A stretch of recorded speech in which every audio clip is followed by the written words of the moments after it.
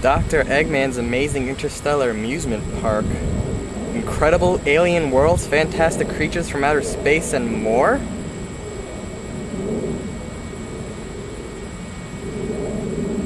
What the fuck? That wasn't there 5 minutes ago. It was probably built for Sonic Colors, a 3D Sonic game released for the Wii in 2010. Now, during 2010, some people like to call this the Sonic Renaissance, because earlier it had so many Sonic games come out, from Sonic and Sega All-Star Racing, Sonic Freeriders, Sonic the Hedgehog Episode 4, and then finally Sonic Colors. And honestly, none of them were terrible. Dare I say great. This meant a lot of changes for the Hedgehog, pretty much all for the better. Is changing something for the better from something awful really make it a good game? That's what we're here to find out. Welcome to Sonic Colors!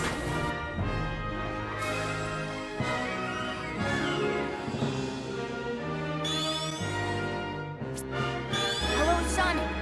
Hello, Sonic. Do you read me? I'll be your next. After cracking open the fucking Earth and nearly plunging everything into eternal darkness, Dr. Eggman decided to finally leave Sonic's world at rest. But instead, he decides to fuck over 5 other worlds. He chains up these 5 worlds and creates an interstellar amusement park. Sonic and Tails grow weary of the fucking space station, the fucking planet that appeared out of goddamn nowhere, and decide to investigate to see what Eggman is up to. They discover little aliens called Crisps. No, Wisps. Lisps. Wisps with a W. Whatever. And discovered that they have nearly limitless power. And apparently Eggman said fuck the Chaos Emeralds and decided to go straight for these aliens' power. It's up to Sonic to destroy the space generators that link Eggman's space station to the different planets and save all the clips. No, Wisps with a W. Fuck you, Tails. Fuck you. Yeah, I'll just stick with aliens if that's okay with everybody.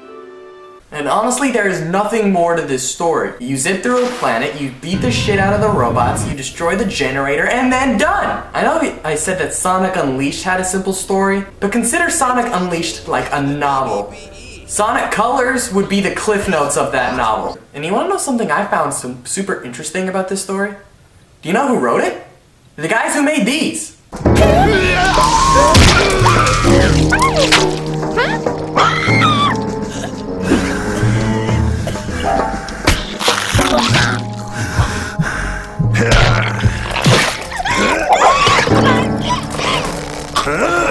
I cannot wait till Sonic and Tails start doing shit like that.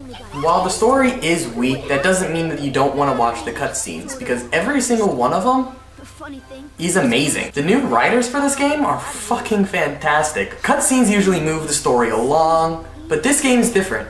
This game you just want to see Sonic or Tails say something funny. Baldy nose hair! That's the best thing I've heard all day! Yes, most of the jokes are cheesy, but it's that joyfully kind of cheesy that still makes you crack up. Don't know why. While it is a weak story, it gives the developers an excuse to do these fucking crazy awesome levels. And you can easily tell that they're trying to reinvent the franchise now. Now it's obvious that Sonic hates Chip. Best friend's my ass. Where the fuck's his little bracelet? That's what I thought.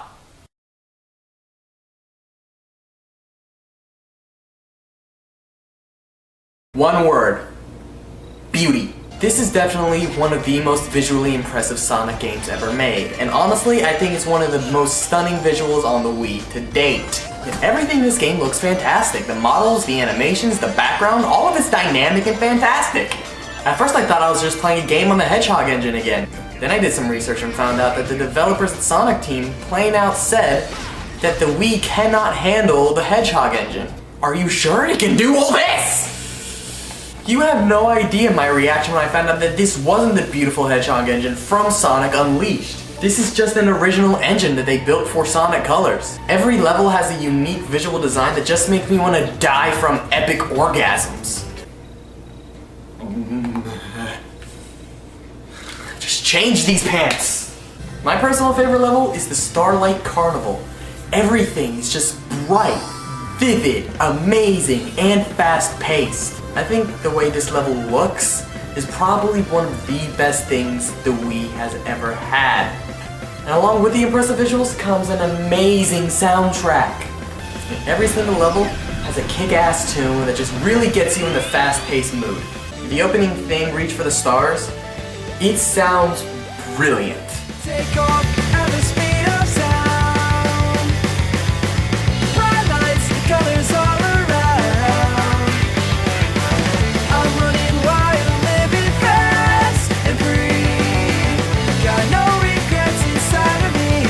It's done by Cash, who is now pretty damn famous within the Sega community. Along with Reach for the Stars, he did a song for the ending credits called Speak With Your Heart, which does sound pretty good. Finally, we can relate. Now we're side by side, this is me. I knew all along we'd find some way to communicate.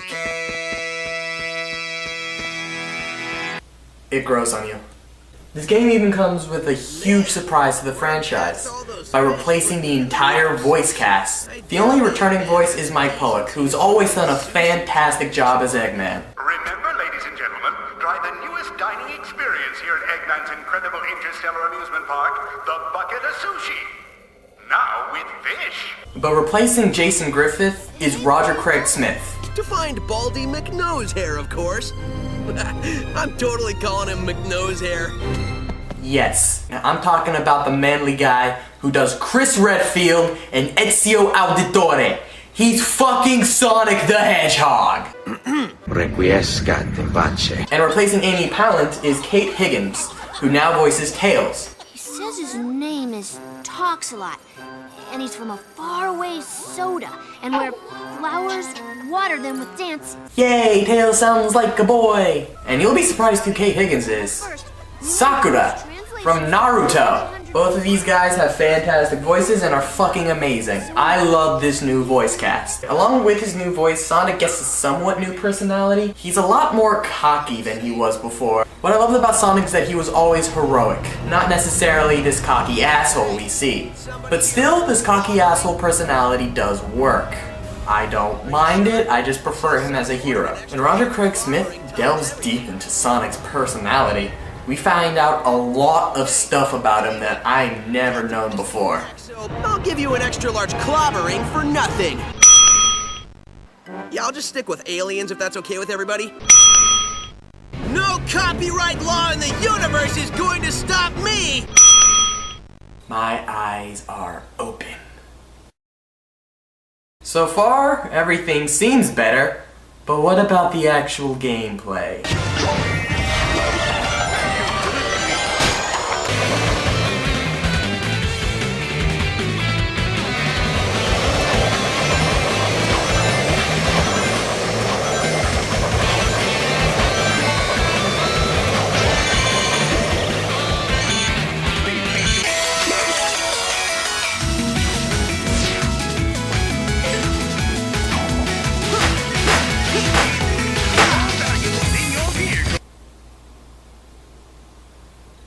Damn it! There are plenty of different ways to play this game.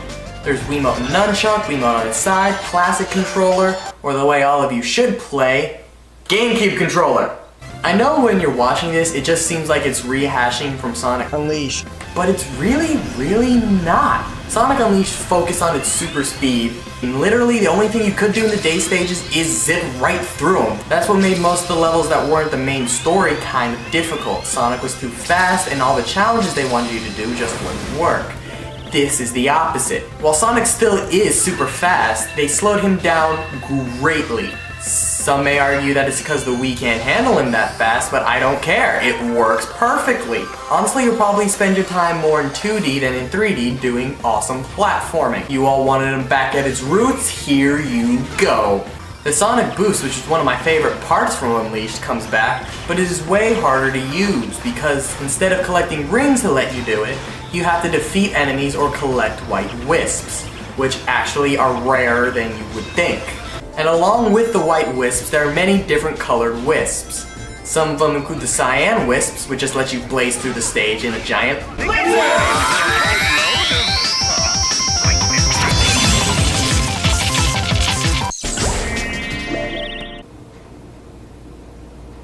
As I was saying, another one is the yellow wisp, which turns you into a giant.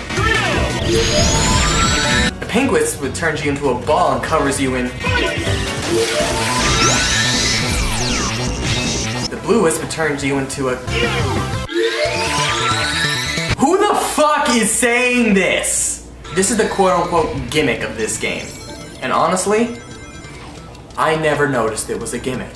The replay value for this game is also super high. Sega even included another collectible in this game that replaces the Sun and Moon medals, the red rings. I know you heard me complain about these collectibles before, but now I am not. I love them! Sonic Unleashed had you zip through by every single level, which made you miss half the medals. In Sonic Unleashed, the gameplay is slower, which gives you enough time to actually react and pick up the red ring. Not only that, the red rings are not required, so the game will continue if you don't have enough! That's what a collectible is. And if you do collect enough red rings, you unlock more levels in the Sonic Simulator, a game that can be played alone or in co-op. Honestly, co-op isn't that good, so you can just skip it. Play them alone. And why would you want to play a co-op mode alone? Because if you have enough red rings and you play all 21 levels, you can unlock Super Sonic. Right now, I probably know what you're gonna say. If you unlock Super Sonic by doing the Sonic Simulator, doesn't that mean it's required so you can beat the final boss? No! Super Sonic's entirely optional. The final boss is done in regular Sonic and it's done fucking amazingly. This is honestly one of my favorite final bosses in Sonic the Hedgehog history. It's so damn epic and ends amazingly. And I'm calling it right now, Sonic final bosses will never suck again. After this game, they have a perfect template on what every single little Sonic final boss should be. There's no way in fucking hell it will ever suck again. Am I right? Am I right? Am I right? Am I right? Am I right? Am I right? Am I right? What the fuck is that thing? Gameplay-wise, this game is a perfect return to form. Great platforming, awesome speed. What's to hate about it? Admittedly, this game can be trial and error-y, but you have plenty of checkpoints in the levels and it's super easy to farm lives and you have unlimited fucking continues. What's to stop you from finishing the game? Zitch. My only real complaint are that there's only 3 bosses and they just start reusing them. That's just lazy. So yeah, this fucking gameplay rocks!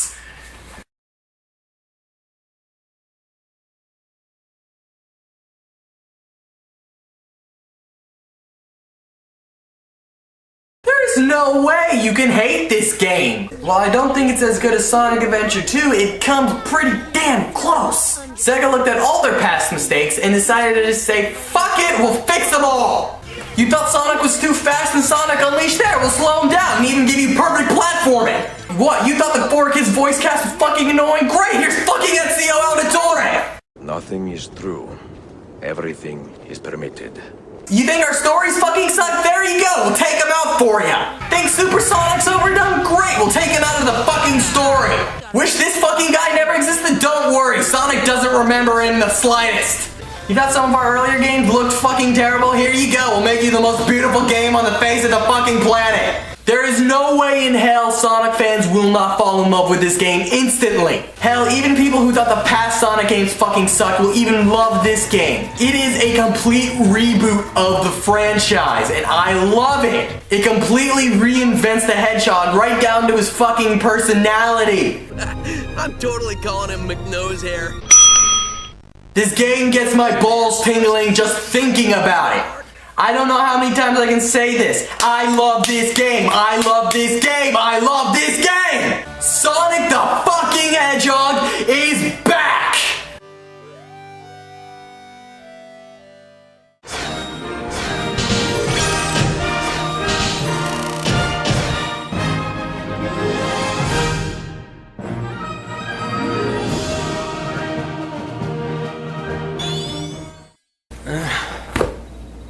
That was pretty damn epic. I wonder what's next for the Hedgehog. Oh, hey, you.